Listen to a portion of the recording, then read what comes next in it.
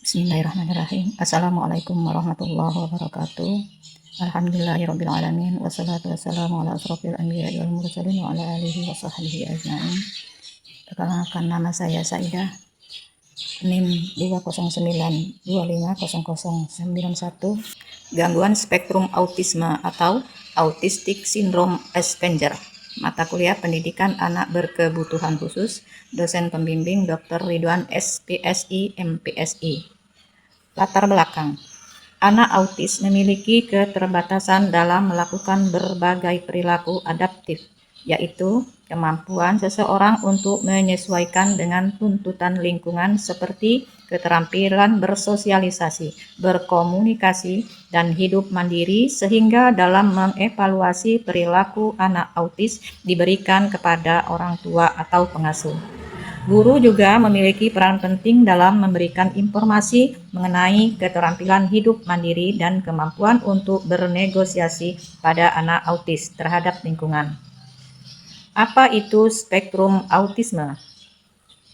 Secara etimologis, istilah autisme berasal dari bahasa Yunani, autos, yang berarti diri sendiri.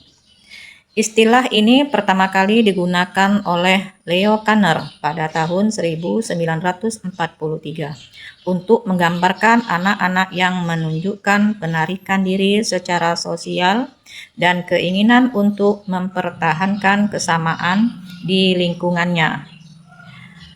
Penggunaan istilah spektrum dalam gangguan spektrum autisme atau GSA menunjukkan bahwa gejala dan tingkat keparahan gangguan ini sangat bervariasi pada setiap individu.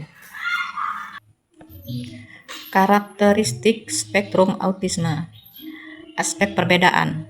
Kemampuan kognitif autisme klasik sering disertai hambatan intelektual.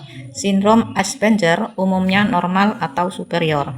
Perkembangan bahasa terlambat secara signifikan, sedangkan sindrom Asperger tidak ada keterlambatan klinis. Interaksi sosial. Autis klasik terlihat menarik diri atau di dunianya sendiri, sedangkan sindrom Asperger ingin bersosialisasi tapi aneh atau kaku.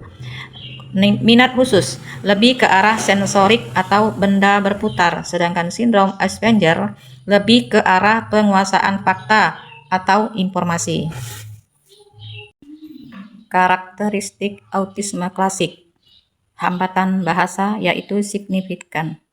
Terdapat keterlambatan atau ketidakadaan total perkembangan bahasa bicara.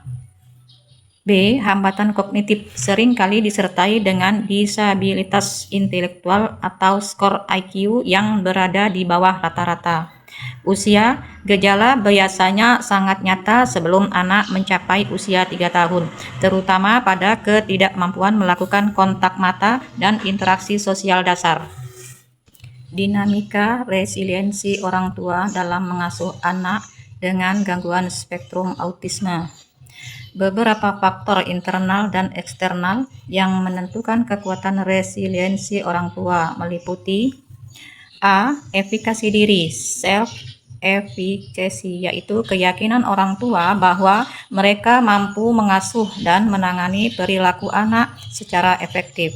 B. Dukungan sosial, yaitu dukungan emosional dan instrumental dari lingkungan sekitar.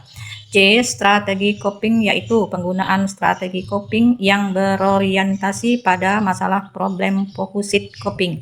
Terbukti lebih efektif meningkatkan resiliensi daripada coping yang berorientasi pada emosi atau penghindaran. Sistem keyakinan orang tua yang resiliens cenderung mampu memaknai kesulitan sebagai tantangan yang dapat dikelola. Mereka seringkali menemukan makna spiritual atau tujuan baru dalam hidup melalui kehadiran anak tersebut. Pola pengorganisasian fleksibilitas dalam peran keluarga dan kemampuan untuk memobilisasi dukungan sosial sangat krusial. Orang tua yang mampu membangun jejaring sosial atau keluarga besar komunitas secara sesama orang tua anak atau GSA memiliki tingkat resiliensi yang lebih tinggi. Proses komunikasi Komunikasi yang terbuka, jujur, dan kolaboratif antara ayah dan ibu dalam berbagi beban pengasuhan memungkinkan untuk memecahkan masalah secara efektif. Dukungan sosial atau keluarga atau lingkungan memengaruhi tingkat stres ibu yang memiliki anak dengan spektrum autisme. Dukungan sosial merupakan kenyamanan, perhatian, penghargaan, atau bantuan yang diterima individu dari orang lain. Kelompok membagi dukungan sosial menjadi 4 dimensi, yaitu 1.